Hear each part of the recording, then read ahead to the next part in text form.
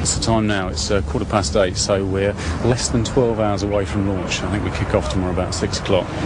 It took until June this year to finally make the 75 available to the public, delayed by BMW worries about quality. Meanwhile, Rover sales continued falling and losses were mounting. This has been described as the last chance saloon. I think there's a lot in that. You know, if they don't crack it with this car, then they're in big trouble. It's a really important day for us, but it really marks the start of new Rover.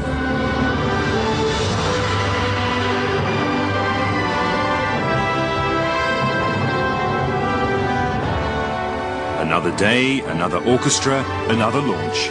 This time with 75 specially tuned Rover 75 car horns for accompaniment.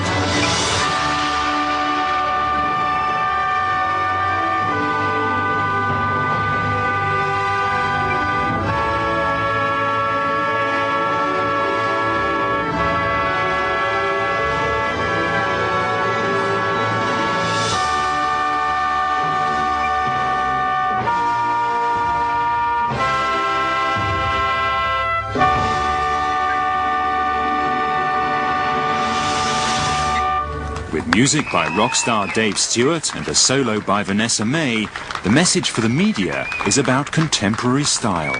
This is Dan McLaren for News Direct outside Rover's launch today. I'm joined by John Saunders, the marketing... Sorry, it's John Sanders. This is Dan McLaren at the launch of Rover's new car at Tower Bridge. I'm joined now by John Sanders, marketing director for Rover Cars. John, how important is this car for Rover? No one product is critical, but clearly this is very important. This is the first of a new generation of Rovers. We have a product plan that spans the next 5 years, and this kicks it off. This takes us into the future, so it is important. The 75 is Rover's flagship, but BMW wanted Rover for more than one executive car.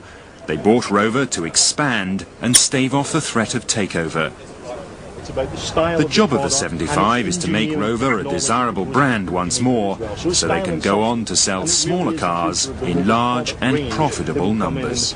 And it's already won What Car of the Year award. We're delighted by that. And Jim McDonald is the man in the firing line if things go wrong. But he's confident that the wave of interest in the car will generate a sales bonanza. We have about a 3-month order bank right now. We have 80,000 interested prospects that we've built up over the past 6 months. So there's a huge wave of people out there with an enormous interest in the car. Is that only UK or is that... That's UK. Now that BMW owns Rover, the message is that the quality of the new British car is as good as the cars it makes in Germany. What BMW's also brought along is the engineering and manufacturing integrity to ensure that the build quality is ever improving. And the build quality in the Rover 75 is exceptional. The question is, are you brave enough to take that chance? You know, it wasn't so long ago there was a huge question mark over this company. Do you want to buy a car from a company that's got a question mark over it? From a company that has factories that have question marks over them? From a company that has a workforce that has a question mark over it to some degree? Or do you want to, and with a car that, for all we know, may have fantastic quality a few years down the road, or may have indifferent quality as previous Rovers? Or do you want to go for that tried and tested product from one of those horribly efficient German companies? If you're asking me as a motoring, in inverted commas, expert, what I'd be doing is waiting a while and seeing how it all pans out. This is an executive car. It competes in a sector which is dominated by corporate buyers, the fleets. These are people that do many, many miles. The age spectrum is very broad. It probably goes from 30 to 70. We will attract people from all those age groups. The companies say that they're aiming the car at people who would be buying 3 Series BMWs, Mercedes C-Class, Audi A4s, A6s, whatever. I doubt that personally. I think it's more a car for a mature buyer, let's put it like that. If there's a 25-year-old estate agent around wanting a hot 3 Series BMW, it might be his 50-year-old dad that would prefer this car. When you sit there, behind the dash, you can't take your eyes off the gauges. They're beautifully textured. They're like at the moment there's a real sort of fashion for 20s, 30s watch design, and that's reflected in the dials. Beautiful wood, sumptuous leather.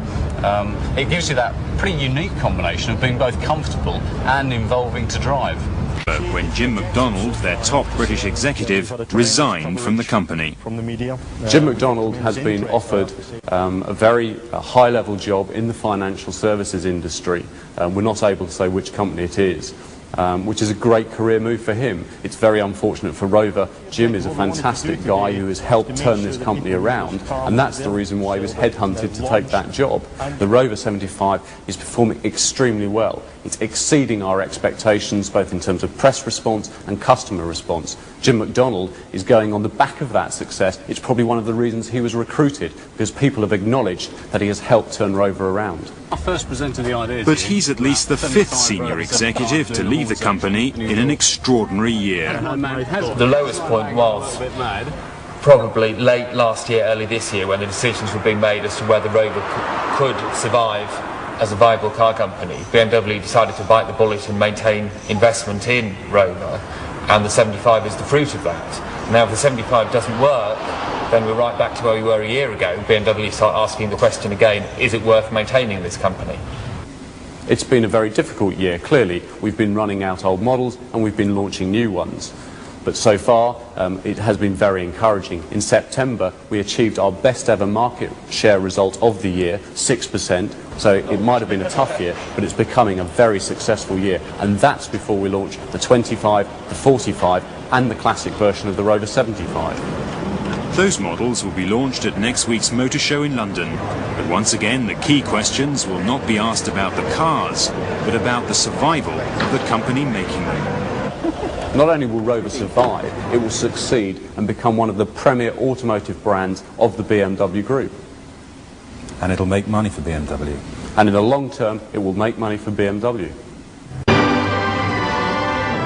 Unless the car makes a sudden leap in sales, I would be very, very worried. If things have not started to happen by February and March next year, I think they're going to be panicking, seriously panicking.